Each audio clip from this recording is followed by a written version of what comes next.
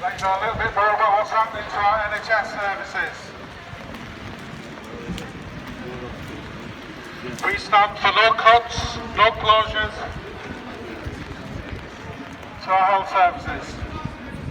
We believe that all NHS staff should be paid fairly. We stand against the privatisation of our health.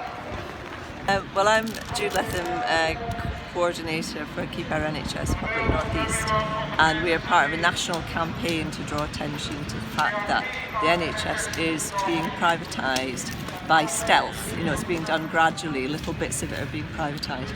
It started a long time ago with cleaning staff being privatised, but now we're finding that estate staff are privatised. Often things like blood services, you know, clinics. Physiotherapy is almost 100% privatised. So it's happening very, very gradually, and it's not being brought to attention of the general public. So we're part of the campaign group to say no cuts, no closures, no privatisation. And today in particular, we're trying to draw people's attention to the NHS Winter Crisis. There are 4.6 million people on waiting lists. There are more people than ever having to wait in A&E for longer times and waiting on trolleys, you know, for over 12 hours. It's not healthy when you've got very ill people waiting on trolleys. And a lot of our hospital buildings are in very bad state of repair. The buildings themselves are crumbling.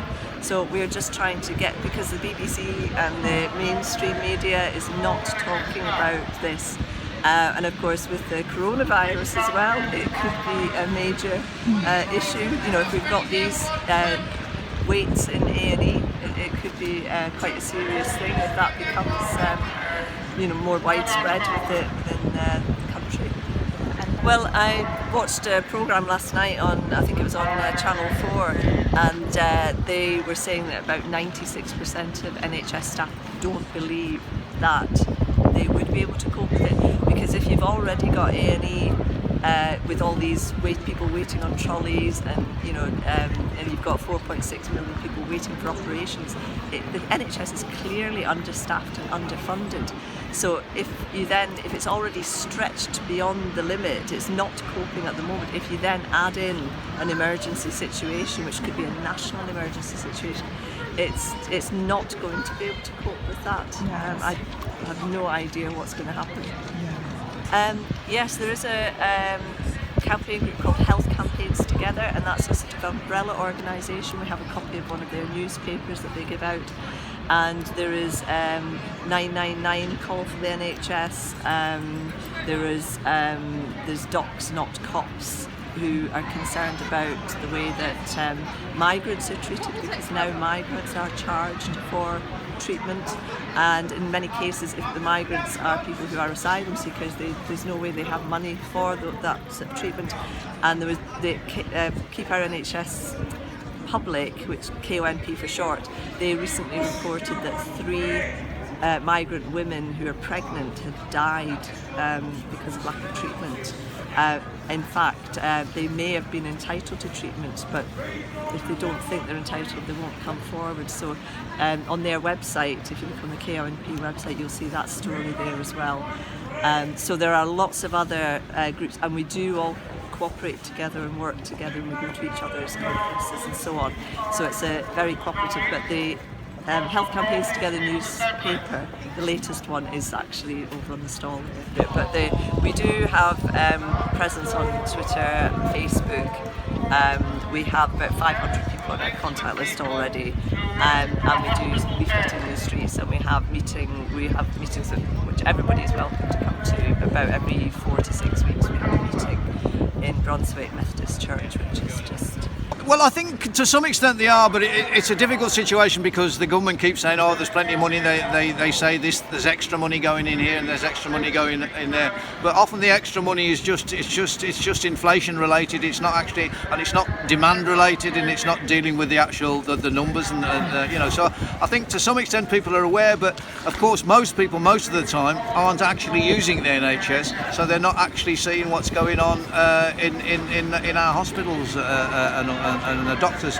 But if you go and talk to your GP, most GPs will complain about how stressed and overworked they are, and the number of patients they're having to see, and all of those sorts of things. And I know that my GP surgery, numbers of the doctors have been off on work-related stress and sickness, you know, so it's really not very good. So we need to keep campaigning to bring the message to people, so that they find out what is going on, rather than just the newspaper headlines, which don't always look behind what's going on in hospitals. And if you talk to people who've been into hospitals or go to the GP, they think they've had a great service. The people that they're working with and what happens is fantastic, but everybody, you can see if you go into a hospital how overworked and stressed people are.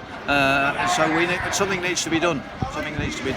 So a lot of members of the public are aware of the situation, and we have many supporters, but what we need to do is make sure everyone is reminded about the reasons behind the long waits in accident and emergency. We need to remind everyone why they have to travel miles and miles to get treatment, and we need to remind everyone why they're suddenly getting health care from private businesses. This is a policy from our government where they're cutting services, they're closing services, and they're passing over health services to private concerns. Obviously, we're against that, and we should do better for the people of this country. I think blame is not really important. I think there are people who have the power to change it, and of course that includes the government. I think people working in the health service are working really hard under pressure, so there's little that we can do about it. We do also need to think about kind of the way that we need to try and think about the way that our communities are shaped and try and promote health, not just sort of treat illness. But I think it's not about blame, it's about everybody doing their bit to try to change it. In the end, it's down to the government and down to the Treasury. They need to put more funding into the NHS. A lot of what's happening, I was just talking to a friend of mine here. I had a hip replacement operation quite recently, and it was done under the NHS, but in a private hospital. There's lots of that sort of privatisation by stealth going on. Bits of the NHS are being privatised, and all that does is suck funding out of the NHS into private hands, rather than actually keeping it essentially funded and in the hands of the NHS. So we need to make sure that sort of the bit by bit privatisation that is going on. Obviously, the whole NHS is still a public service, but lots of it is being put out to contract to private providers, and we need to stop that. And the government needs to take on board that the whole of the NHS needs to be in public hands, wants to be in a nationalised service, and I think that's what the public want. Unfortunately, the government isn't necessarily doing that, so we need to keep up these campaigns to put pressure on them to do that. If nobody acts, we're headed in the direction of America, where people go bankrupt because they get cancer. They have to pay for their own cancer care, where people don't access healthcare, so they become more and more sick, and they only reach health services when it's too late. I mean, that's the most cost-effective way of doing it. Is everything is a public service, rather than things being contracted out to private providers. Because every time you have a profit motive involved, then every pound of profit is a pound that's not being spent on the NHS. So all of the money should be invested and funded into the NHS, and it should be a national health service, not lots of different small health services, which is sort of the direction of travel that's going on at the moment. Well, I mean, obviously it's a political choice. Any of the governments could do this. It was the Labour government in 1948 that created the NHS, and it's been kept in place ever since, because the public wants a public service NHS, and all of the political parties are committed on paper to keeping the NHS public, but we know that governments over the last few decades have been breaking up the NHS and making it into smaller parts and selling off bits of it and using private contracts. People like Virgin are coming in and providing parts of the service. So it's about a political will rather than actual an economic necessity. You would hope that we have the ability to handle the situation, but I can't really comment on that. The NHS and the Health Secretary are saying that the things are in place, but it is a concern. You know, as I said, my mother was in hospital yesterday morning, and she was sitting around in the corridor for 5 hours with lots of people who are carrying viruses and infectious diseases.